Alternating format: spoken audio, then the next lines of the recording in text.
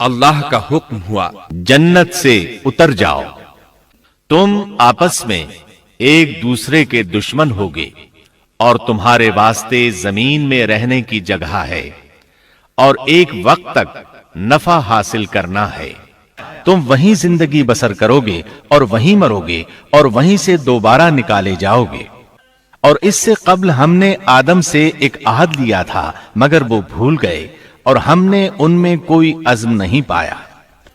اور جب ہم نے فرشتوں سے کہا آدم کو سجدہ کرو تو ابلیس کے سوا سب نے سجدہ کیا، اس نے صاف انکار کر دیا۔ تو ہم نے کہا اے آدم، یہ تیرا اور تیری بیوی کا دشمن ہے، خیال رکھنا ایسا نہ ہو وہ تم دونوں کو جنت سے نکلوا دے اور تو مصیبت میں پڑ جائے۔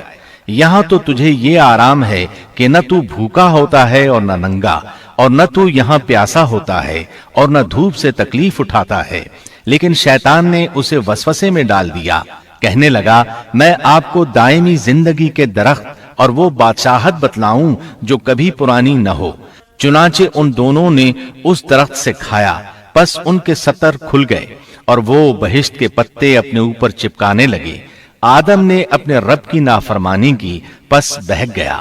پھر اس کے رب نے نوازا، اس کی طرف توجہ فرمائی اور اس کی رہنمائی کی۔ حکم ہوا تم دونوں یہاں سے اتر جاؤ، تم آپس میں ایک دوسرے کے دشمن ہو۔ اب تمہارے پاس جب کبھی میری طرف سے ہدایت پہنچے تو جو میری ہدایت کی پیروی کرے نہ تو وہ بہکے گا نہ تکلیف میں پڑے گا، ہاں جو میری یاد سے روگردانی کرے گا اس کی زندگی تنگی میں رہے گی اور بروز قیامت ہم اسے اندھا کر کے اٹھائیں گے۔ آدم علیہ السلام زمین پر اترے اور اپنے رب سے توبہ کے کلمات سیکھ لیے۔ وہ کلمات یہ ہیں: ربنا ظلمنا أنفسنا وإن لم تغفر لنا وترحمنا لنكونن من الخاسرين۔ اے ہمارے رب، ہم نے اپنا نقصان کیا اور اگر تو نے ہم پر مغفرت و رحمت نہ فرمائی تو ہم خسارہ اٹھانے والوں میں سے ہو جائیں گے۔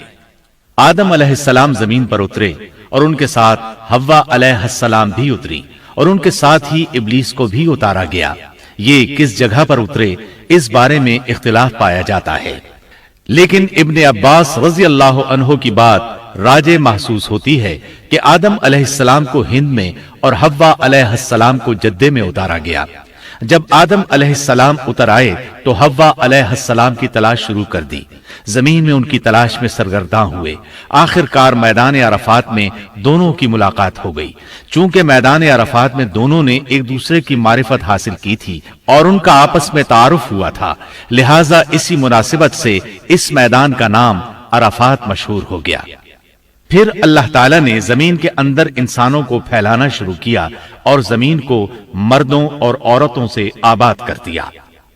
امام طبری رحمت اللہ علیہ بیان کرتے ہیں کہ حوا علیہ السلام نے آدم علیہ السلام کے لیے 20 ولادتوں میں 40 بچوں کو جنم دیا۔ ہر بار 2 بچوں کو جنم دیتی تھی، ایک لڑکا ہوتا ایک لڑکی۔ سب سے پہلا جوڑا قابیل اور اس کی بہن قمیم کا تھا۔ پھر انسانوں کی افزائش شروع ہوئی، آبادی میں اضافہ ہونے لگا۔ اللہ نے آدم علیہ السلام ہی کو ان کا نبی متعین کر دیا، وہ انہیں دین سکھاتے رہے۔ اس وقت تمام لوگ موحد تھے، خالص توحید کو اپنانے والے تھے، یعنی کان الناس امۃ واحدہ، تمام لوگ ایک ہی امت کے تھے، ان میں شرک کا شائبہ بھی نہ تھا۔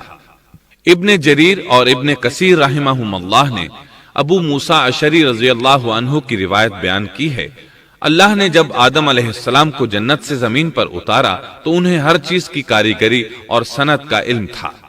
جب وہ اترے تو عالم بھی تھے، لباس میں ملبوس بھی تھے، کام کاج کے تمام طریقوں سے باخبر بھی تھے، لوہے، آگ، لکڑی اور کپڑے کے استعمال سے بھی بخوبی واقف تھے۔ ہمارے برعکس وہ ان کاموں کو اپنی ابتدا ہی سے جان چکے تھے، کیونکہ ہم سب لوگوں کا حال یہ ہے کہ جب تک سکھایا نہ جائے ہمیں کچھ نہیں آتا۔ آج کے دور میں بعض افریقی قبائل کے افراد وحشیانہ اور غیر مہذب زندگی گزارتے ہیں۔ علماء کا کہنا ہے کہ یہ لوگ زمین پر رہنے والوں میں سے گمراہ ترین انسان ہیں۔ انہوں نے